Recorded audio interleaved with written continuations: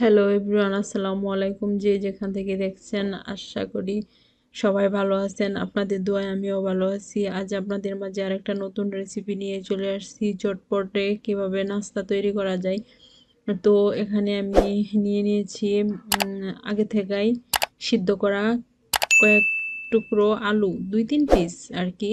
আর এই আলুগুলি আমি ভালোভাবে আহ, খুব ভালোভাবে মুথে নেব। সুন্দর একটা ডো তৈরি করব। তো এখানে আমি সুন্দর করে ডো তৈরি করে নিয়েছি। তারপর এখানে আমি নিয়ে নিচ্ছি কিছুটা চাউলের গুঁড়ো। আপনারা চাউলের গুঁড়ো দিতে পারেন। চাউলের গুঁড়োটা দিলে হয় কি, মুচমুচে হয় বেশি। চাউলের গুঁড়োটা ইউজ করতে করলে সুবিধা হয়। আর এই জন্য আমি নিয়ে নিয়েছি চাউলের গুঁড়ো। আর এখানে আমি অল্প কিছুটা সাদা তেল দিয়ে দিয়েছি। আর এই অবস্থাতেই আমি এখানে তেল আর চাউলের গুঁড়োটা যাতে একসাথে মিক্সড হয় কিছুক্ষণ এভাবে মেখে নেব। তারপর এখানে আমি দিয়ে দেব আগে থেকে পেস্ট করে রেখেছিলাম যে আলু, সে আলু অল্প অল্প করে আলু আমি সবগুলাই দিয়ে একসাথে সুন্দর করে একটা স্মুথলি একটা ডো তৈরি করে নিব। তো এখানে অল্প আপনার আগে থেকেই পানি দিবেন না। যদি প্রয়োজন হয় তাহলে অল্প পরিমাণে পানি দিয়ে নেবেন। এই তো আমি অল্প পরিমাণে পানি দিয়ে নিয়েছি।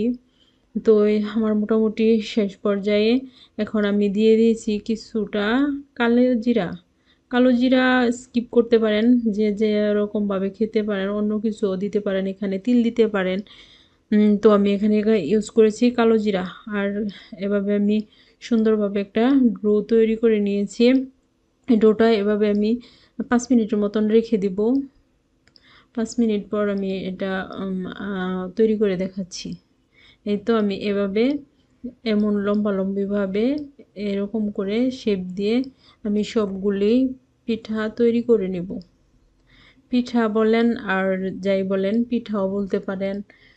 তারপর এটাকে পটেটোও বলতে পারেন, পটেটোর মতন।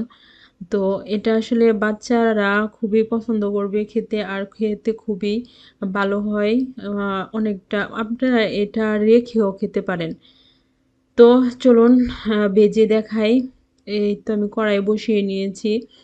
কড়াই বসানোর পর তেলটা আমি গরম করে নিয়েছিলাম। আর এক এক করে এখানে আমি সবগুলো